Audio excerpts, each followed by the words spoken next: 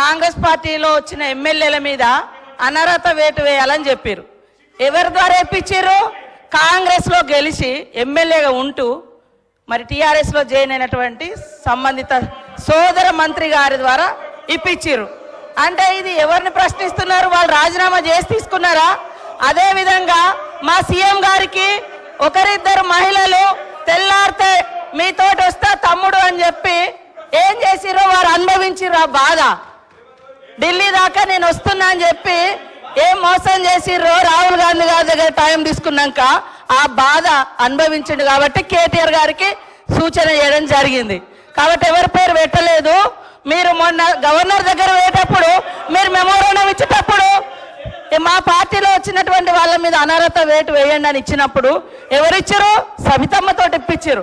మరి సబితమ్మ కాంగ్రెస్ నుంచి టిఆర్ఎస్ లో పోయినప్పుడు ఇచ్చినప్పుడు ఏం తెలియదు, ఏం తెలియదు, ఏం తెలియదు. ఒక్కొక్కరిని నువ్వు జైలు చేసుకున్నప్పుడు గొప్ప, మీరు జైలు చేసుకుంటే గొప్ప. ఏం తెలుసు నీ దురహంకారం బంద్ చేసుకో కేటీఆర్. ఏం తెలియదు, ఏం తెలియదు అంటున్నా. అడుగు మరి అడుగు. ఏం తెలియదు? మీరు అందరు జైలు చేసుకోలే, మీరు అందరు జైలు చేసుకోలే. వాళ్ళు జైలు చేసుకుంటే గొప్పట, మళ్ళీ వాళ్ళ పట్ల మెమోరాండాలు ఇప్పిస్తారు వీళ్ళు. మైక్ ఇస్తాను. కౌశిక్ రెడ్డి గారు మీరు కూర్చోండి. కౌశిక్ రెడ్డి గారు మీరు కూర్చోండి.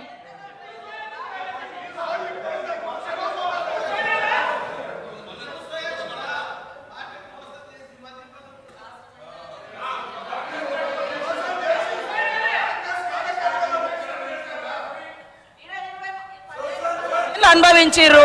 మళ్ళీ అదే కాంగ్రెస్ విధానాల మీద తిడుతుంటే వాళ్ళిద్దరు చప్పట్లు కొట్టడం ఎంతవరకు కరెక్ట్ అధ్యక్ష? ఇప్పుడు కాంగ్రెస్ పార్టీలో 10 ఏళ్ళు మంత్రులుగా చేసిర్రు. మరి 70 ఏళ్ళ కాంగ్రెస్ విధి విధానాలు తెలిసే వాళ్ళ పదవులలో కొనసాగినప్పుడు మళ్ళీ కాంగ్రెస్ తిడుతూ ఉంటే రోజు ఇట్లా కొడుతూ ఉంటారు. అది కరెక్టా అధ్యక్ష? అది కరెక్టా? నేను అందుకనే మేమెప్పుడు కూడా ఒకటి కట్టుబడి ఉన్నాం అధ్యక్ష. మంచికి బాధ్యత మాదే, చెడుకు బాధ్యత మాదే అట్లున్నప్పుడు. కానీ మంచి వాటికి మేము గొప్పవాళ్ళం, చెడ్డ వాటికి మాకు సంబంధం లేదు అని చెప్పుకునే కల్చర్ మాకు లేదు. అప్పుడు కూడా అదే చెప్పినాం. మేము పాత వాటిలలో మేము ఉన్నప్పుడు మా బాధ్యత ఉంటే మేమే బాధ్యులమని చెప్పుకున్నాం. కానీ మీ లెక్క తిడతా అంటే చప్పట్లు కొట్టే సంస్కారం మాకు లేదు అధ్యక్ష. కూర్చోండి please please please please. Srinivas గారు, రామచంద్ర నాయక్ గారు ప్లీజ్. గౌరవ ముఖ్యమంత్రి గారు ఎవ్వరు పేరు పెట్టి పిలవలేదు.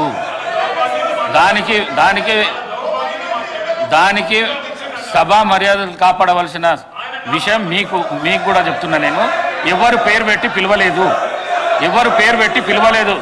సభానాయకుడు ఎవరు పేరు పెట్టి పిలవలేదు.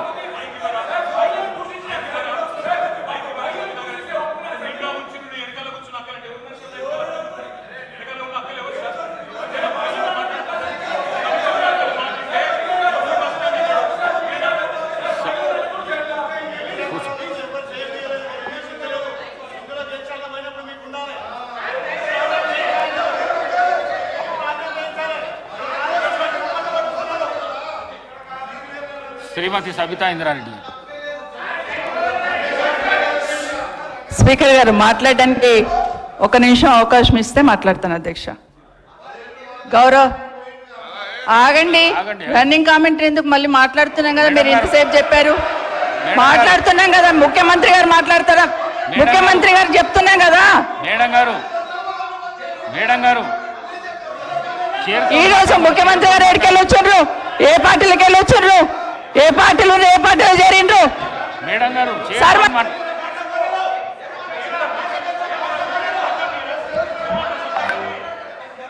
సభ మేడం గారు మీరు చైర్తో మాట్లాడండి, ప్లీజ్ ప్లీజ్ చైర్తో మాట్లాడండి.